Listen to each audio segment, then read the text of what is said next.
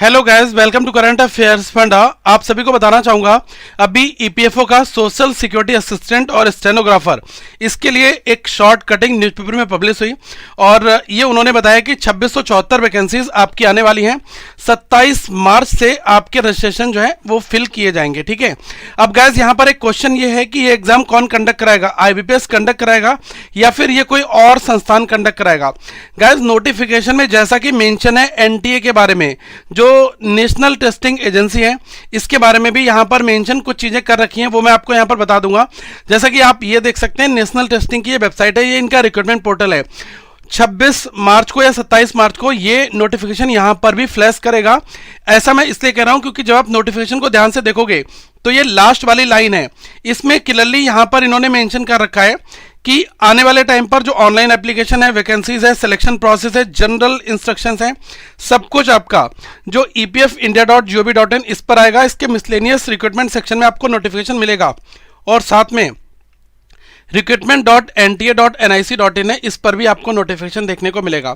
तो मैंने ये वाला जो पोर्टल ओपन किया, ये गाइस आईबीपीएस के पैटर्न से डिफरेंट है। देखो, जो आईबीपीएस एग्जामिनेशन कंडक्ट कराता है, ठीक है, आपने देखा होगा कि बहुत सारे अदर एग्जाम्स हैं वो भी आईबीपीएस कंडक्ट कराता है, पीओ क्लेरिकल इनके अलावा। ठीक है, तो उसका पैटर्न अपना अलग रहता है, लेकिन इस बार जो ये एग्जाम है ये नेशनल टेस्टिंग एजेंसी कंडक्ट कराने वाली है। ये गाइस आपका जो एनआरए है और सीटीए, इससे ये अलग चीज है। ठीक है, जो नेशनल रिक्रूटमेंट एजेंसी बनाई जाएगी, कॉमन एलिजिबिलिटी टेस्ट होगा, सीटीए, वो चीज ये नहीं है। बहुत लोगों के मन में सवाल आ रहा है कि सर जो नेशनल टेस्टिंग एजेंसी एग्जाम करा रही, क्या ये वही चीज इंप्लीमेंट हो गई? ऐसा नहीं है। नेशनल टेस्टिंग एजेंसी जो है वो डिफरेंट है।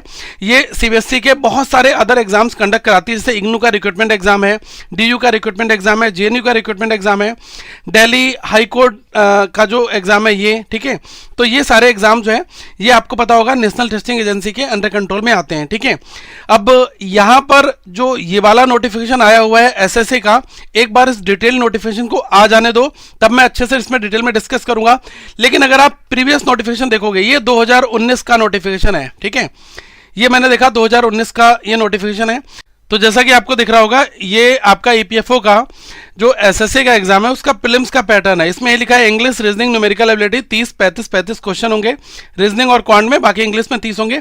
प्योर बैंकिंग एग्जाम है ये। ठीक है, 100% बैंकिंग पैटर्न का एग्जाम था, उस पर ये सवाल पूछे गए थे। ठीक है, अब इस बार जैसा कि एनटीए एग्जाम आपका कंडक्ट करा सकती है, ये मोस्ट प्रोबेबिलिटी यही है, लेकिन एक बार नोटिफिकेशन रिलीज हो जाने दो, उसमें ये चीज मेंशन होगी कहां फॉर्म भरे जाएंगे, कैसे क्या होगा, वो चीजें। अब इन्होंने जब 2019 में एग्जाम लिया था तो इनका यह था कि प्रीलिम्स ये फॉर्मेट होगा, मींस ये था, साथ में डिस्क्रिप्टिव भी इन्होंने डाल रखा था। लेकिन अगर मैं इस बार देख रहा हूं तो इस बार इन्होंने केवल ये बोल रखा है कि आपके पास बैचलर डिग्री होनी चाहिए और टाइपिंग स्पीड के बारे में मेंशन कर रखा है। बाकी एग्जाम का क्या पैटर्न है क्या नहीं है वो चीज यहां पर मेंशन नहीं है। तो एक बार ये नोटिफिकेशन आ जाने दो, तभी हमें पता चल पाएगा। लेकिन हाँ, 2019 का एग्जाम आईबीपीएस के पैटर्न पर हुआ था, आईबीपीएस ने कंडक्ट कराया था।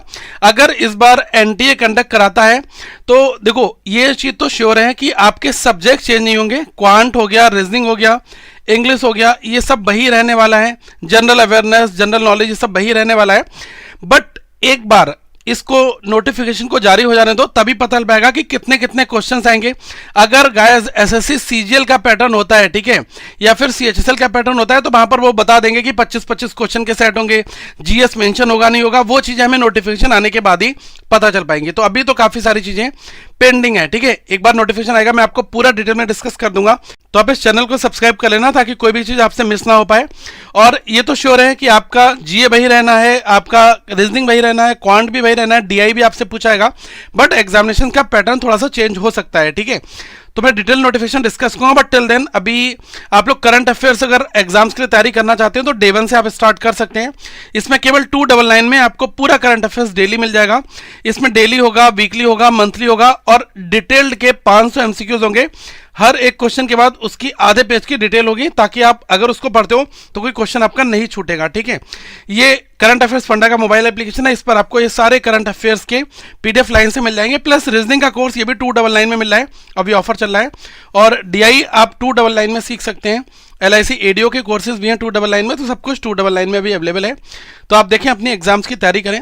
और मेरा देखो मेन फोकस ये है कि आपको एग्जाम पैटर्न से बताना, ठीक है। तो जैसे ही ये इन्फॉर्मेशन सर्कुलेट होगी मैं आपको बता दूंगा। टिल देन आप लोग चैनल को सब्सक्राइब कर लें, जिससे आपके पास हर एक अपडेट भी आता रहे और कोई चीज़ आपकी छूटे भी ना, ठीक है। Thank you so much guys, have a good day to all of you once again, we will meet in the next video.